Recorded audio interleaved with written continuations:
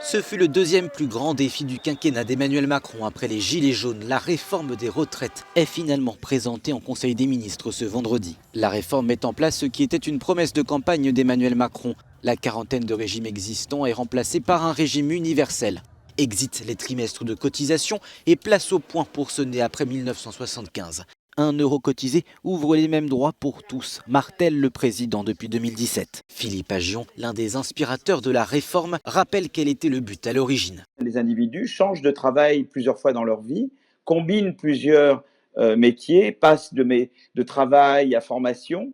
Et si vous voulez, donc les carrières deviennent de plus en plus mobiles et hachées. Et donc, c'est vrai que le système de retraite que nous avions n'était pas adapté à ça, parce que c'est un système par statut pour des gens qui passent toute leur vie dans le même métier. Donc, ce n'était pas adapté. L'âge pivot à 64 ans n'était en revanche pas au programme.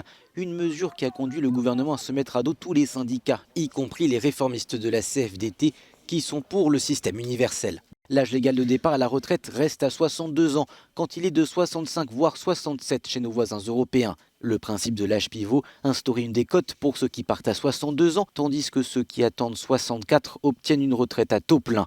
Injuste s'il s'applique uniformément à tous, sans distinction, répondent les syndicats. Pour cet économiste, l'objectif est surtout de faire des économies.